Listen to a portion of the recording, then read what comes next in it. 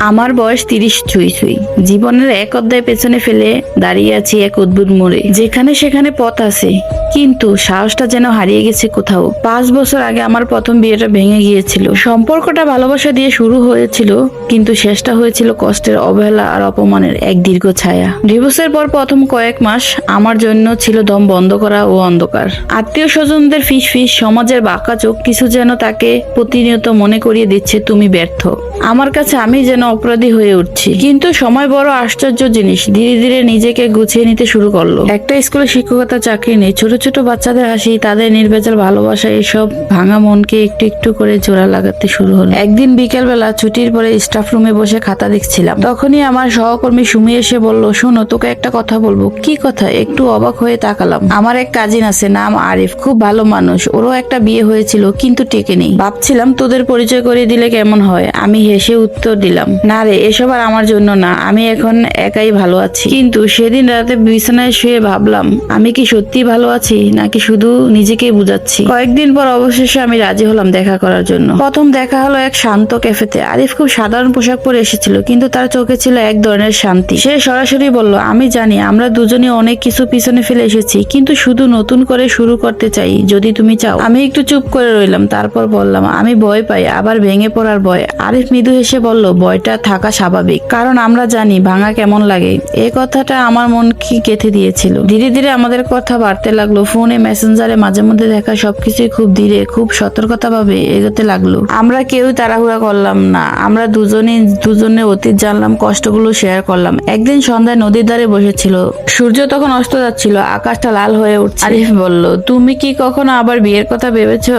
আমি একটু হাসলাম। আগে ভাবতাম বিয়ে মানে সুখ, এখন জানি বিয়ে মানে দায়িত্ব, বোঝাপড়া আর অনেক সাহস। তাহলে? জিজ্ঞেস করলো আরিফ। কিছুক্ষণ চুপ থেকে বললাম, আমি আবার চেষ্টা করতে চাই, কিন্তু এবার নিজেকে হারিয়ে নয়। আরিফ আমার দিকে তাকিয়ে বলল, আমি প্রতিশ্রুতি দিতে পারি না যে সব সময় সবকিছুতে নিখুঁত হবে, কিন্তু আমি চেষ্টা করব তোমাকে সম্মান করতে, বুঝতে আর পাশে থাকতে। এই সরল কথাগুলোই যেন আমার হৃদয়ে নতুন এক আলো জ্বালায়। আমাদের বিয়েটা খুব ছোট পরিসরই হলো, বেশি লোকজন ছিল না, বড় কোনো অনুষ্ঠান আয়োজন না, কিন্তু সে ছোট অনুষ্ঠানে ছিল এক ধরনের গভীর শান্তি। বিয়ের পর প্রথম কয়েকটা দিন আমার খুব অদ্ভুত লাগতো। নতুন সংসার, নতুন মানুষ, সবকিছু যেন অপরিচিত। মাঝে মাঝে পুরনো স্মৃতিগুলো ফিরে আসতো, আমাকে ভয় দেখাতো। এক রাতে আমি হঠাৎ ঘুম ভেঙে উঠে বসে পড়লাম, বুক দুরপুর করছে। পাশে শুয়ে থাকা আরিফ জেগে উঠলো। কি হয়েছে? উদ্বিগ্ন কণ্ঠে জিজ্ঞেস করলো, কি হয়েছে? কাপা গলা আমি উত্তর দিলাম, আমি আবার সব হারাতে চাই না। আরিফ আমার হাতটা ধরে বলল, তুমি কিছুই হারাবে না, আমরা একসাথে আছি, যা, এটাই যথেষ্ট। সেই মুহূর্তে আমি অনুভব করলাম এই সম্পর্কটা আলাদা। এখানে ভয় আছে, কিন্তু তার থেকেও বড় একটি আছে বিশ্বাস। সময়ের সাথে সাথে আমাদের সম্পর্ক আরো গভীর হলো। আমরা ঝগড়া করতাম, আমরা নিজেরা মিটিয়ে নিতাম, কেউ কারোর উপর ইচ্ছা চাপিয়ে দিতাম না। একদিন স্কুল থেকে ফিরে আমি দেখলাম আরিফ রান্না করছে। আজ কি বিশেষ কিছু? হেসে উত্তর দিল সে। না, শুধু মনে হলো তোমাকে একটু খুশি করা দরকার, বলল আরিফ। আমার চোখে জল চলে আসলো। আমি বুঝতে পারলাম সুখ বড় বড় কিছুতে না, ছোট ছোট যত্নে লুকিয়ে থাকে। বছর খানেক পর সন্ধ্যায় বারান্দায় বসেছিলাম আমরা, হালকা বাতাস বইছে। আমি বললাম, জানো, আমি আগে ভাবতাম আমার জীবন শেষ হয়ে গেছে, এখন মনে হয় আসলে তখনই আমার নতুন জীবন শুরু হচ্ছিল। আরিফ মুস্কি হেসে বলল, হয়তো আমাদের গল্পটা একটু দেরিতেই শুরু হয়েছে, কিন্তু সেটা আরো সুন্দর। আমি আকাশের দিকে তাকালাম, মনে হলো আমার ভিতরে সব অন্ধকার ধীরে ধীরে মিলিয়ে যাচ্ছে। আমার মনে একটা কথাই ঘুরছিল, প্রথম ভালোবাসা সবসময় শেষ ভালোবাসা নয়, কখনো কখনো দ্বিতীয়বারই মানুষ সত্যিকারের ভালোবাসা খুঁজে পায়।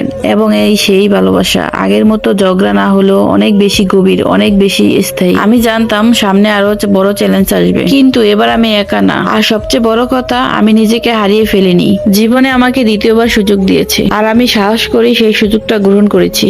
এভাবেই এক বাঙা মেয়ের গল্প নতুন করে লেখা শুরু হলো, আত্মবিশ্বাস, সম্মান আর নিঃশব্দ ভালোবাসা কালি দিয়ে।